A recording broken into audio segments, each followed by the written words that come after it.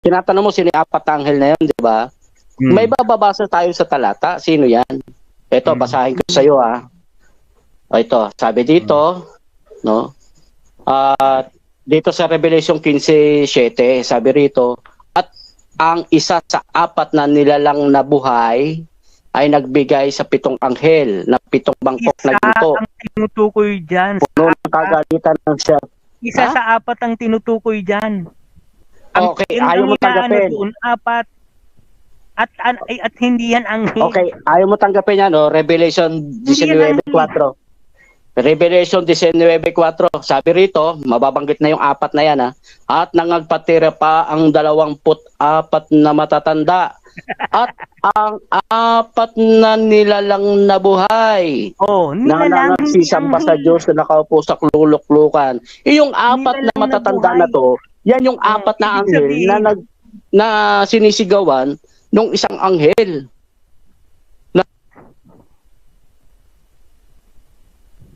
Nawala. Nawala. Pang-limang anghel yan, pang-lima. Hello.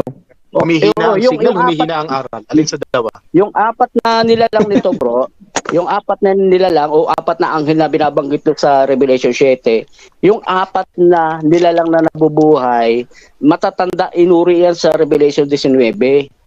No? Kaya hindi yan yung the big four. No? Kasi yung 4 na yan. Yung 4 na yan na nilalang, yan ba yung pumigil? Yan yung yan yung pumipigil talaga. Kasi tumatayo yung isang anghel eh. Tumatayo yung isang anghel na wag mo nang i-ano. Kasi yung may karapatan na pigilin, no? Yung hangin, yung 4 na nilalang na buhay na sumasamba doon sa nakaupo sa luklukan. Kasi sila yung pinagkalooban, bro, ng kapamahalaan na wag mapahamak ang lupa at ang dagat. Ngayon, yung anghel na Hello? Nawala yung boses mo, Brusak. Nawala yung boses. Hello. Ayan, okay na. Sige, tuloy. Kasi pagka nagbabasa ako ng pag in-out ko dito, parang nawawala ako. Kasi nililipat ko, nasa cellphone ko yung Biblia eh. Nasa cellphone yata. Pag in-out ko, hindi ko na kayo naririnig. Ibig sabihin, dapat dalawa cellphone mo. Oo, dapat dalawa.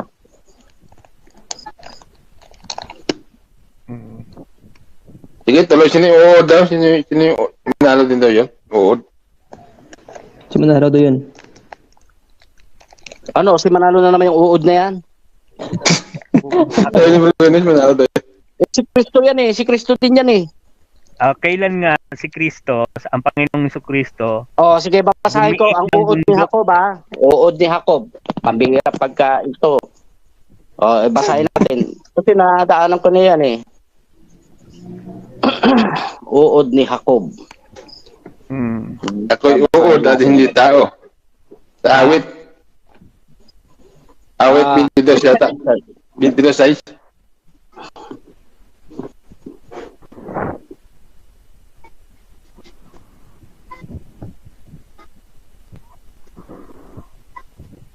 May uod din sa awit 22:6.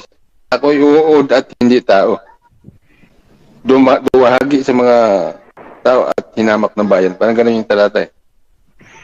Hanap kayo ng ng kasaysayan naman sa Panginoong Jesucristo na siya ay gumiik ng bundok at dinurog niya ng pinumpino.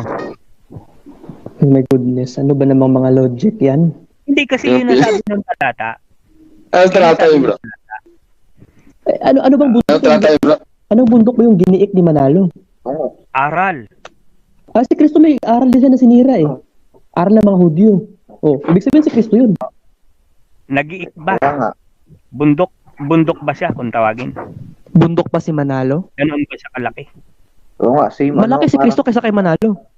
Malaki si Kristo kaysa kay Manalo. Oo naman. Uud nga yung pinag-uusapan eh.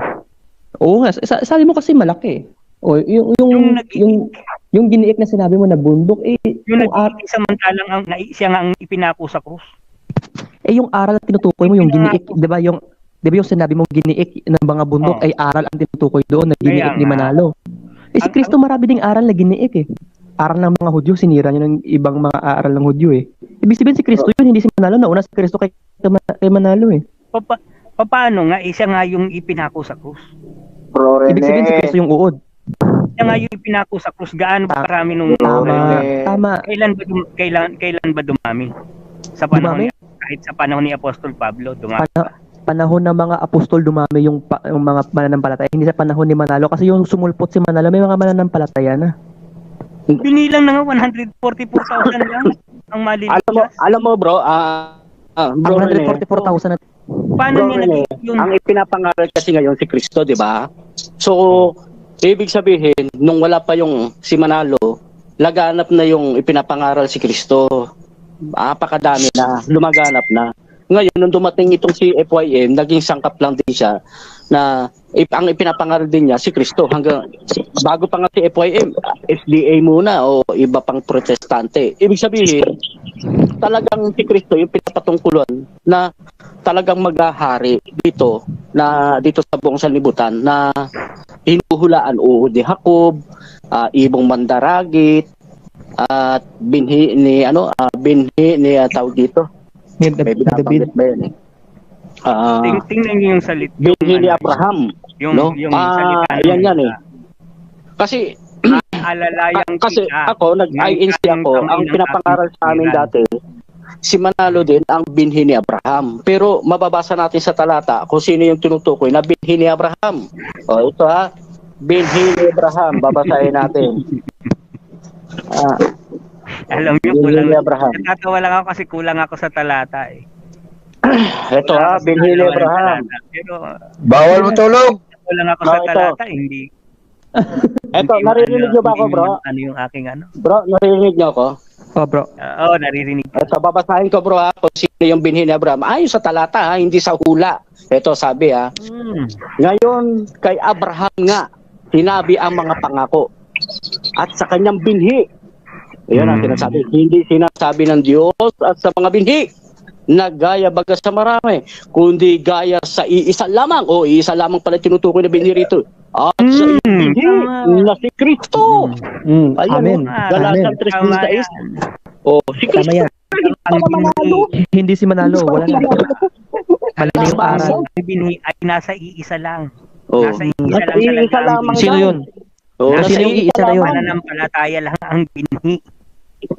O sino yung isang binhi na yun? Kasi may binabanggit doon na kung kayo nga ay kay Kristo, kayo nga'y binhi ni Abraham. Iisang binhi lang, iisang aral lang.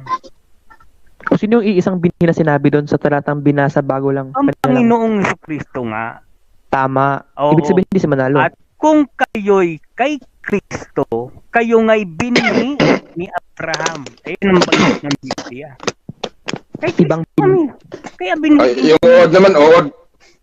Sino ba yung uod? uod naman. Sino yung uod? Uod naman. Oh, sino? Si Jacob ba uod? Hindi. Si Kristo ba uod? Oo. Si Kristo ba nakagiik? Oo. Siya nga yung pinako sa krus. Marami sang aral na giniik. Oo. Marami pa sa aral na Giniik giniik siya ng ni Manalo. aral kasi katotohanan yun. Oo. Kaya lang, Ano? yung Kaya lang, gagawin ng uod na Jacob, gigiikin niya yung mga bundok. Ano yung bundok? Federal ba na bundok yun o aral? Aral ng mga naglalakihang relihiyon. Nung panahon ni Kristo, ano yung aral na naglalakihan sa panahon niya? Tas yan kasi yan ang English. Yan Kristo po. Ang Marami. kin lang yan. Nariyan ang ano. Kaya lang, sa bayang Israel lang siya. Sa bayang Israel lang siya. Sa bayang Israel lang o hindi sa buong mundo? Di ba't sa bayang Israel lang nangaral ang Panginoong Kristo? Ang sabi ng Biblia, simula sa Judea hanggang Samaria hanggang sa buong bahagi ng mundo eh. Hindi sa Israel lang. Hula yun na. Makakarating ang kanyang aral, kakalatan ng lupa. Pero sa huling araw, may hinulaan, nagigiikin nga ang bundok. Mga bundok, aalalayan ng kanang kamay ng katwiran. Ibig sabihin, at ang sabi pa sa ibang talata, Diyos Bro, ng Rene. Israel Bro, Rene. kikita sa silanganan. Parang hindi ko pa nakita na nangaral si Manalo. Ha? Parang hindi ko pa nakita na nangaral siya. Saan? Si Manalo mismo, siya mismo nangaral, parang hindi ko nakita. Kiran nyo? In public. Oh, matagal nang patay yun eh. Paano may ko nga, hindi ko rin Ang apo niya. Yung Hindi, apo niya, kahit sa si video, Iran. hindi ko nakita na ano eh, may kahit sa mga video, wala ko nakita nag-public, ano siya eh, public. Hindi bro, ganito kasi Hindi kagaya yung mga ngaral nga, lumalabas sa TV.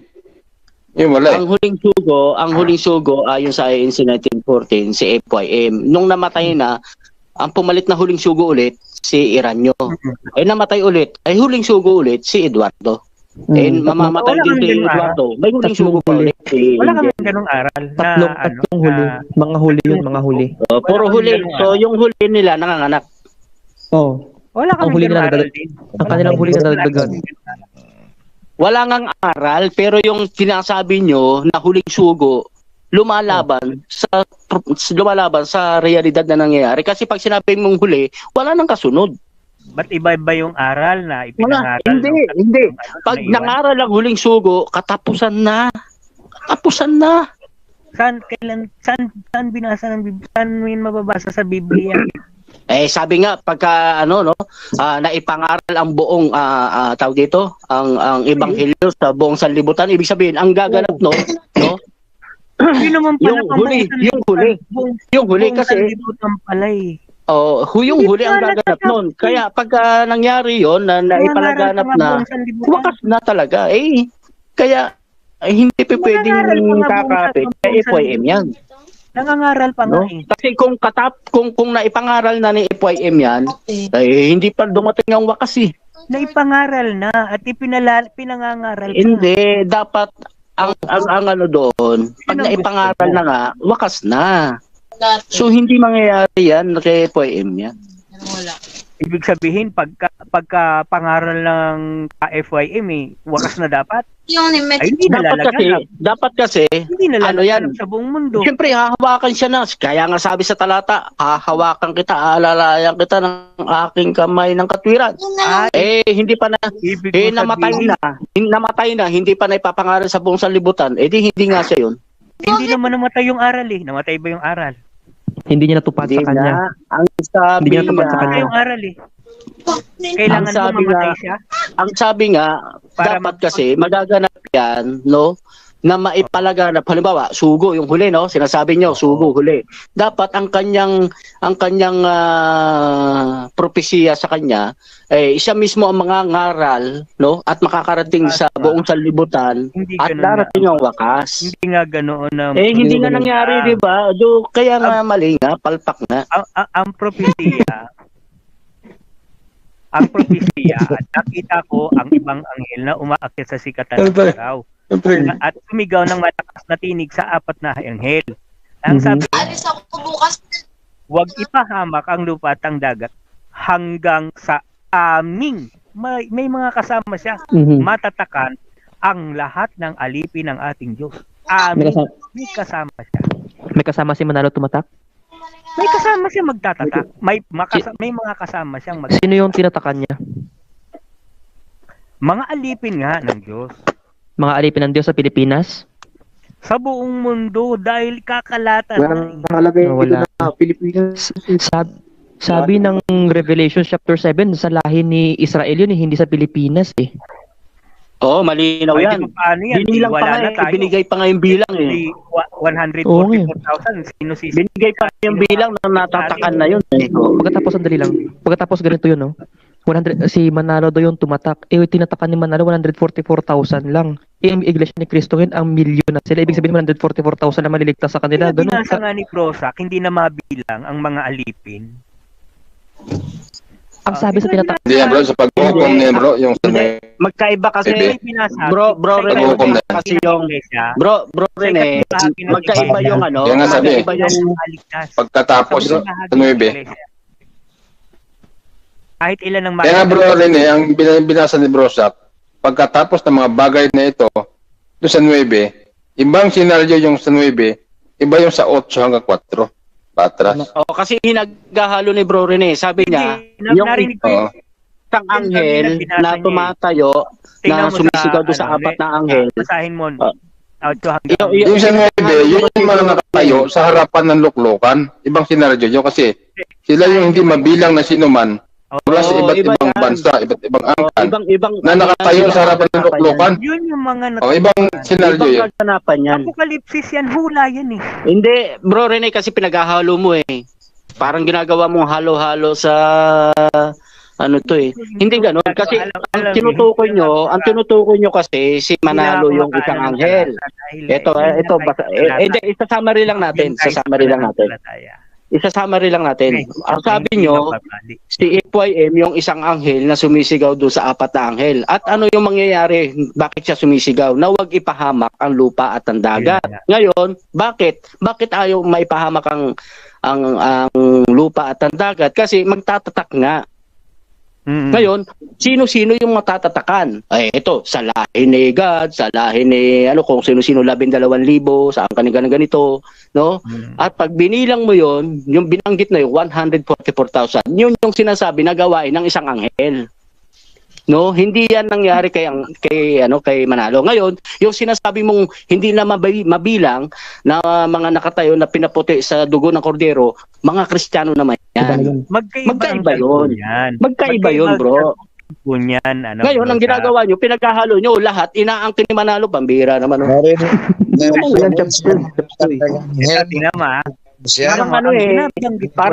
Parang ino-hold up niya yung tao eh.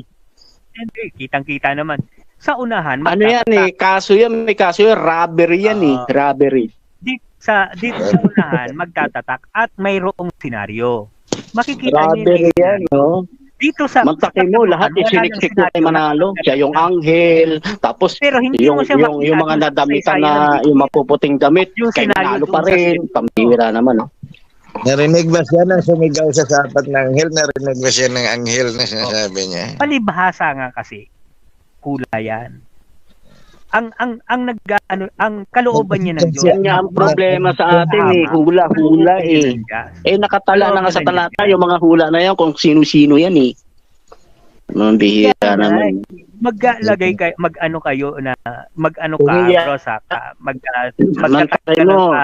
Kung i-adapt natin si Madam Auring, na Mantaka mo yung hula, uod ni Jacob, ibong mandaragit, binhi ni Abraham, ay lahat isiniksik kay Manalo, pambira naman. Yun kasi yung hinulaan. All in one. Yun kasi ang may matibay na. Robbery nga yan eh, robbery. Kaso niya, robbery. Bakit yung naman kaso niya, robbery, matakli mo, kinampan mo lahat. Si Kristo nga pinakusap ko si. Kinampan mo lahat. Extortion. Ang kapatid na Felix, Manalo pa kaya? Na hindi pagbintangan. Ang natupad nga lang sa kanya, tutulungan kita, alalayan kita ng kanang kamay ng aking katwiran, palalakasin kita. Kaya hindi siya nakulong. O kahit pagbintangan, kahit ano bang pinagbintangan, kasi inalalayan siya ng Diyos. Natupad yun, tinulungan siya.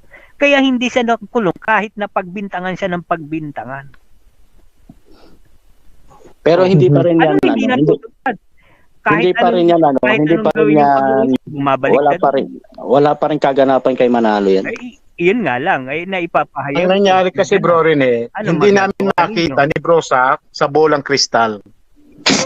Kaya, paano siya patutunayan? Katulad niya, sinasabi, kinalaban namin si Madam Auring para hanapin ang sinasabi niya rin mangyayari yung pagsusugo ng Diyos sa mga wakas ng lupa o mga digmaan. Ng magiging ng ibang lang yung niyo pagkatapos ipagpapilit nyo sa ibang tao.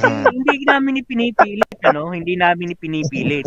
Kaya nga humanap kayo ng ibang mukha ng kinatuparan sa kasaysayan na natapos na o sa kasalukuyan na merong kinatuparan na magkasabay na merong aapat na may pipigil na maipahamak ang langit at ang lupa, pagkatapos sa kabila may magtatatak na mga payo ng Diyos. Magkasabay. Bakit hawak niyo ba yung yung future? Hawak niyo ba yung future? Bakit wala na bang mangyayari na mas wala na bang mangyayaring digmaan sa hinaharap? Na doon sa pagpigil. Alam mo bro, kung may bolang kristal sila, wala tayong magagawa eh. hanggat wala Hindi, kayo, Patay ganyan sa talaga huli. pagka idolatry. hindi kayo kakasihan Idolatry yan, bro. Hindi kayo Oo, kakasihan ng idolatry Biblia. yan. Hindi kayo kakasihan ng Ayan, Biblia kahit budol yan, ganyan. Idolatry hindi kayo na yan, bro. kakasihan. Kasi wala kayong mga patutuo. Kasi Kristo lang may patutuo. Bro, subjective naman ang patutuo. Paano Yung Kay issue, uod na, subjective. kay natupad yung uod na Hakob. Paano nagkapatotoo? Puro palpak na yung claim. Oh. Puro palpak yung claim, pero nag-claim patotoo yun. Paano naman naging palpak? Kasi sabi mo si Manalo yung isa sa mga anghel doon, hindi naman sa kanya natupad. Sinabi mo kanina, anghel siya, tapos sinabi mo hindi siya anghel kasi tao siya. Ano ba talaga? Hindi yan. Hindi naman namin kiniklaim na siya ay anghel na literal. Ang claim namin sugo na may tungkuling magtatak o mangaral. O si Manalo ang nagtatak. Ng ng Diyos. Si Manalo ang nagtatak. Iba yung pangangaral, iba yung Opo, tatak. ang itinatak niya yung tunay na aral. Sino yung tinatakan niya? Kami. Kasama ako. Kayo? Wala ka naman sa Tunay na aral ang itinatak sa amin. Basahin. 6-6 na pala kayo, may mga tatak na kayo. Alam namin, bro, rin yan. Tatakan yung 666 eh. Kaya hindi pa nga naghahanap sa hula. Yun ang sa Din yun yan, ang banggit, diba? Hanggang sa aming matatakan sa kanilang mga noo ang alipin ng ating Diyos. Ibig Basahin. sabihin, aral itatatak sa isip. O sige. Basahin Bro, kayo natin yung Rene, nakasulat. ito, bibigyan kita ng Hindi pala tandaan ng Bro Rene. hindi aral ng Diyos. Bro Rene, sabi ng doktrina ng INC, no? Kaalinsabay ng digmaan ng paglitaw ng sugo, di ba? Yan ang ano ng INC? Malino ba yung sagot mo? Opo. Okay, kaalinsabay ng digmaan. Oh. Okay, ito babasahin ko kung sugo talaga lalabas sa digmaan, ha? Oh, makinig kayo. Sabi rito sa Mateo 24:5 hanggang 11. Sabi rito, ha? Sabi rito, Lagot. sapagkat marami ang magsisipa rito sa aking pangalan na magsasabi, ako ang Kristo o Mesiya, at ililigaw ang marami. At mga karinig kayo ng mga digmaan, ito na hinihintay nyo. Ayun. At mga alingaw ng mga digmaan, ingatan ninyo na huwag kayo magalumihanan sapagkat kinakailangan ito'y mangyari, datapwat hindi pang wakas. Sapagkat magsisitindig ang bansa laban sa bansa at ang kaharian laban sa kaharian at magkakagutom at lilindo sa iba't ibang dako, datapwat ang lahat ng mga bagay nito isang pasimula ng kahirapan. Kung magkagayo'y ibibigay kayo sa kapighatian, kayo'y papatayin at kayo'y kapuputan lahat ng mga bansa dahil sa aking pangalan. At kung magkagayoy maraming mga titisod, mga kakanuluhan sa isa't isa at mga kakapuutan sa isa't isa. At magsisibangon ang mga bulaang propeta. Bula ang propeta pala ang lilitaw. Hindi pala sugo. Ano, walang binanggit dito na lilitaw ang sugo. Ano ang lilitaw? Sugo ni Satanas. Maraming bula ang propeta. Sugo ni Satanas ang lilitaw. Wala palang sugo. Sugo ni Satanas Walang meron. nabanggit na sugo. Walang nabanggit na sugo. Bro, dito pala sa binabanggit niya ni Bro Rene, sa sheet chapter 7, na mayroong binabanggit na 4 anghel. I-atras mo lang ng basa sa 6. Maintindihan mo kung kailan yung kaganapan nito eh. Ito kasi Apokalipsis. Hula sa hinaharap. Dito sa chapter 6. Verse 14, sabi dito. Sa 13. Bago tayo makarating sa chapter 7, i-atras natin ng konti para makakuha natin yung context. Basahin ko dito sa chapter 6 verse 13. At ang mga bituin sa langit ay nangahulog sa lupa, gaya ng puno ng igos, na isinambulat ang kanyang mga bungang bubot pagka nahampas na malakas na hangin. At ang langit ay nahawi gaya ng isang lulong aklat kung nalululon ang bawat bundok na pulo. At naalis ang kanilang kinatatayuan. At ang mga hari sa lupa at ang mga prinsipe at ang mga pangulong kapitan at ang mga mayayaman, makapangyarihan, bawat alipin, bawat laya, magsisitago sa mga yungib, sa mga bato, sa mga bundok. At sinabi nila sa mga bundok ng bato, mahulog kayo sa amin. Kami inyong itago sa mukha noong nakaupo sa luklukan at sa galit ng kordero. sapagkat dumating na ang dakilang araw ng kanilang kagalitan at sino ang makakatayo. O, nasa chapter 7 na tayo, verse 1. Sabi dito, pagkatapos nito ay nakita ko ang 4 anghel na nakatayo sa 4 na sulok ng lupa na pinipigil ang 4 na hangin ng lupa upang huwag gumihip ang hangin sa lupa o sa dagat man o sa anumang punong kahoy. At nakita ko ang ibang anghel na umakyat sa sikatan ng araw at taglay ang tatak ng Diyos na buhay. At siya sumisigaw na tinyong lakas sa 4 anghel na pinagkaloobang maipahamak ang lupa at ang dagat. Ito pala ay panahon na doon sa chapter 6 na ang bituin daw mga nalaglag mula sa langit ay may binabanggit pa na lindol. Doon sa puntong na yon, doon nakita ni Juan na yung anghel pinipigil, nakatayo sa 4 na sulok ng lupa na pinipigil ang 4 na hangin ng lupa upang magumihip. Doon naman sumigaw na nakita naman ng ni Juan yung ibang anghel na umakyat sa sikatan ng araw.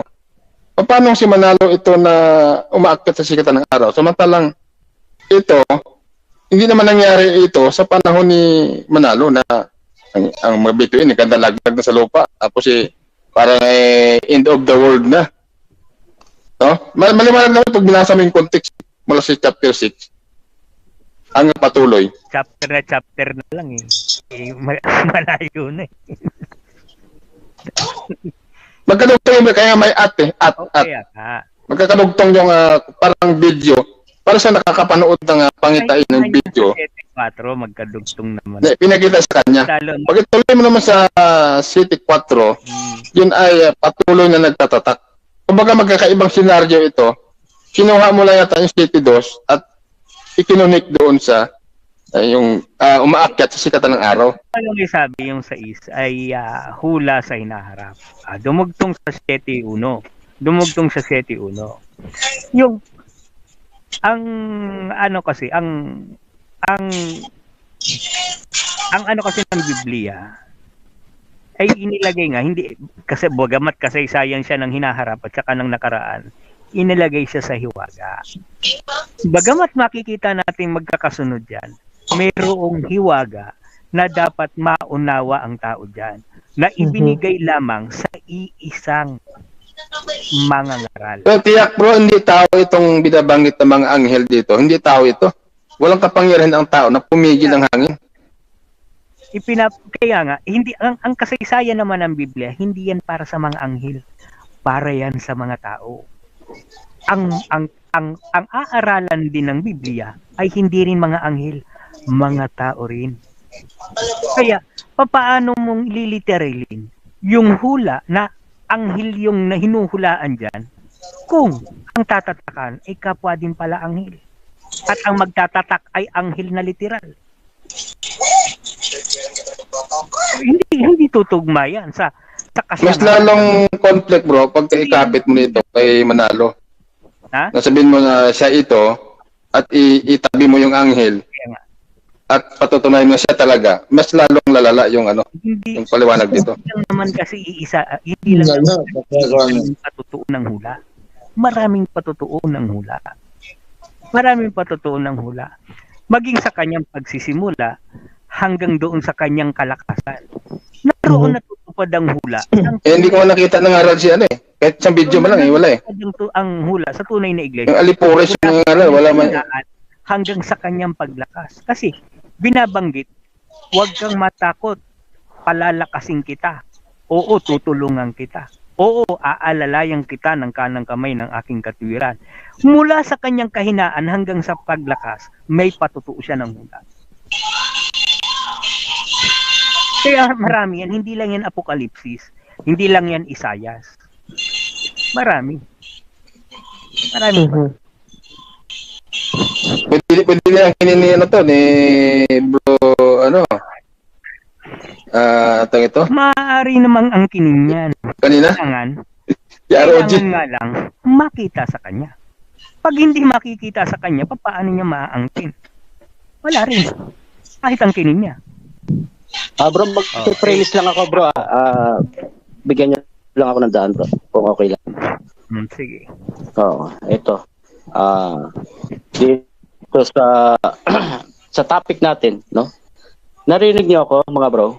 Bro, sige. Okay. Ayon sa pangangaral ng INC 1914, mga kapatid, ang paglitaw ng sugo ng Diyos ay kaaling-sabay sa digmaan. Sapagkat kung pag-aaralan natin, may katotohanan naman talaga na ang INC 1914 ay lumitaw kaaling-sabay ng digmaan. Ngunit, paano natin mapapatunayan na totoo ang kanilang pagkaunawa ng katotohanan? Totoo bang sugo ng Diyos ang lilitaw sa kaaling-sabay ng mga digmaan?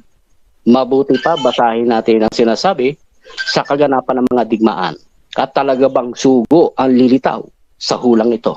Basahin natin sa Mateo 24, 4 hanggang 11. At sumagot si Jesus at sinabi sa kanya,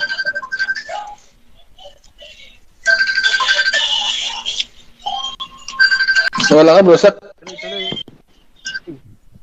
hello bro. Tuloy, bro. Okay. Sapagkat marami ang magsisipa rito sa aking pangalan na magsasabi, ako ang Kristo, ako ang mangangaral, ako ang Mesiya, at ililigaw ang marami. At mga kakarinig kayo ng mga digmaan. Ito na yun, no? Yun ang hinihintay nito. At ang mga alingaw-ngaw na mga digmaan, ingatan ninyo na huwag kayong magalumihanan, sapagkat kinakailangan ito'y mangyari, datapwat hindi pa ang wakas. Sapagkat magsisitindig ang bansa laban sa bansa, at ang kaharian laban sa kaharian, at magkakagutom at lilindol sa iba't ibang dako. Datakwat ang lahat ng mga bagay na ito ay siyang pasimula ng kahirapan. Kung magkagayoy, ibibigay kayo sa kapaghatian, at kayo'y papatayin, at kayo'y kapupuutan ng lahat ng mga bansa dahil sa akin. Wala na naman. Wala. Hello bro. Hindi nilolob. Okay, tuloy natin. Kung mga kagayoy, ibibigay kayo sa kapaghatian, at kayo'y papatayin, at kayo'y kapupuutan lang lahat ng mga bansa dahil sa aking pangalan. At kung magkagayoy, maraming mga titisod, at mga kanululuhan ng isa't isa, at mga kapupuutan ng isa't isa, at magsisibangon ang maraming bulaang propeta, at kanilang ililigaw ang marami. Dito mga kapatid, sa binasa nating mga talata, walang binanggit na ang lilitaw ay sugo. Ano ang lilitaw? Kalinsabay ng digmaan, ang sabi, maraming bulaang magsisibangon. Kailan lumaganap? Kailan na ipangaral? Kailan tumayo ang Iglesia ni Cristo 1914? Kaalinsabay ng digmaan. Ito ba ay katuparan?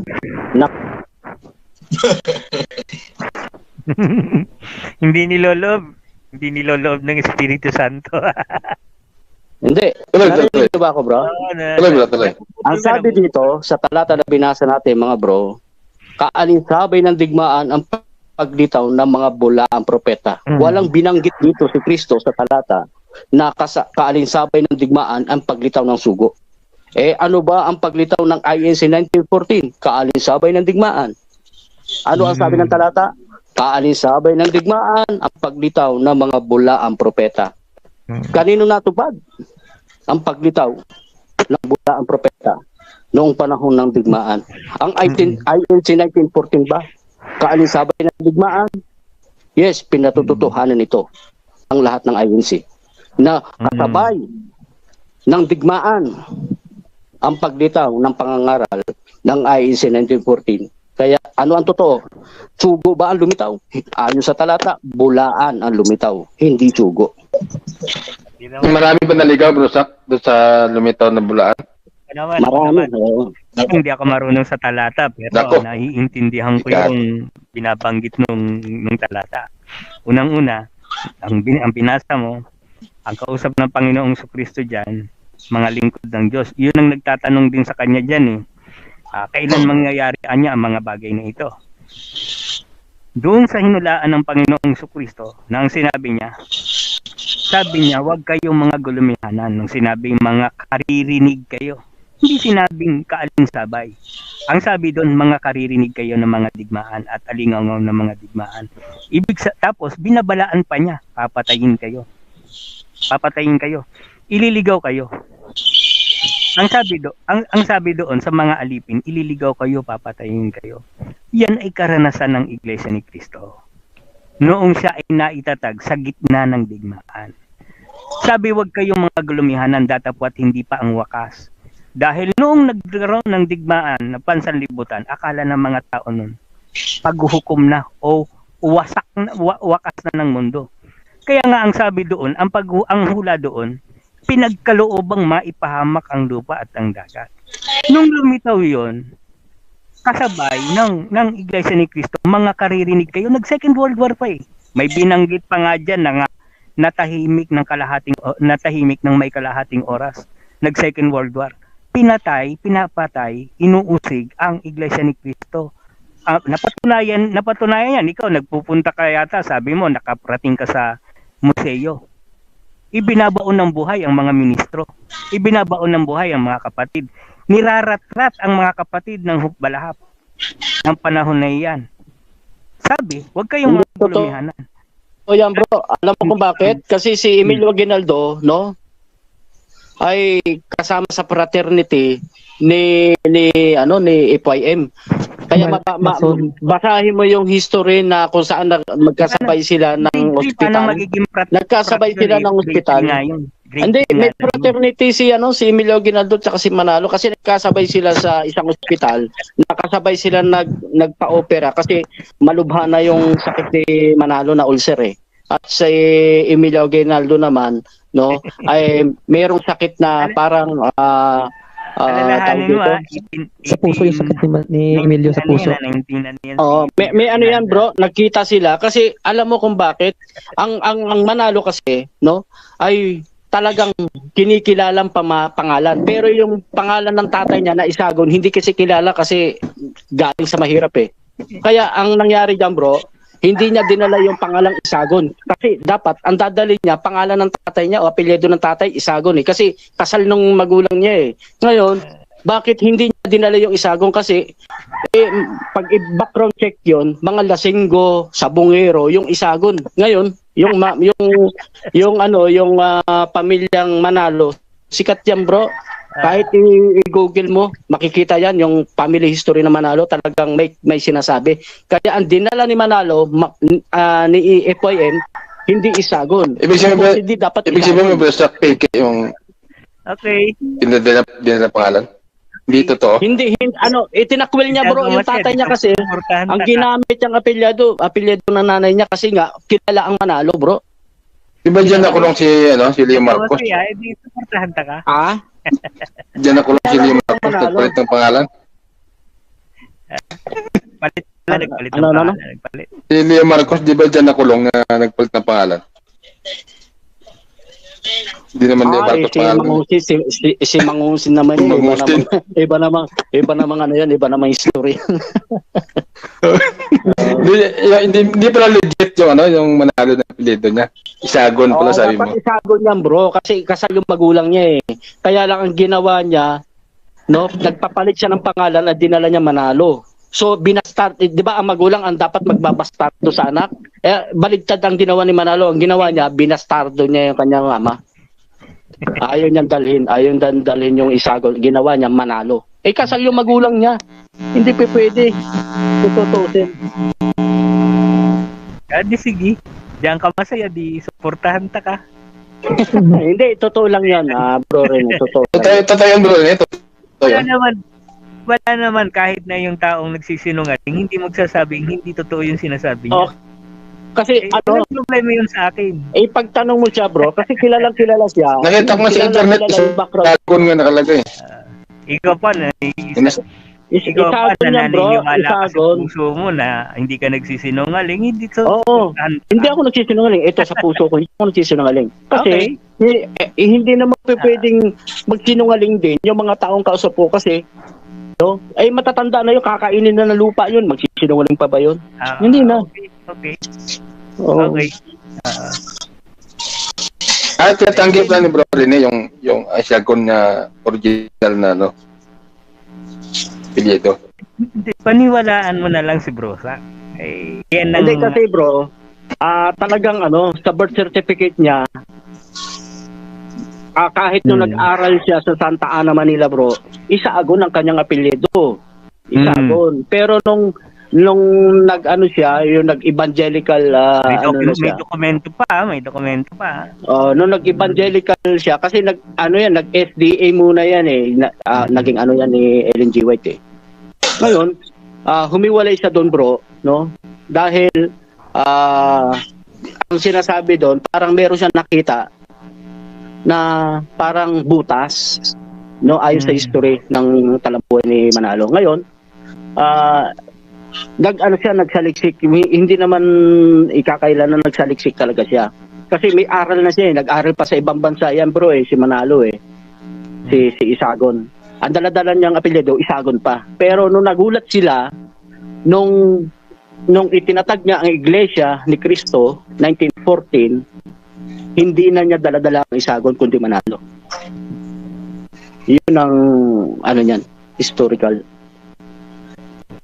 Kaya yung mga magulang niya, yung mga magulang niya bro, yung mga magulang niya hindi niya nadala sa INC 1914 kasi yung kahit yung mga uncle, yung mga kapartido ng tatay niya nagalit sa kanya kasi gawan mo ng libro, Zach. Gawan mo ng libro. Kasi maganda yan. Gawan mo ng libro.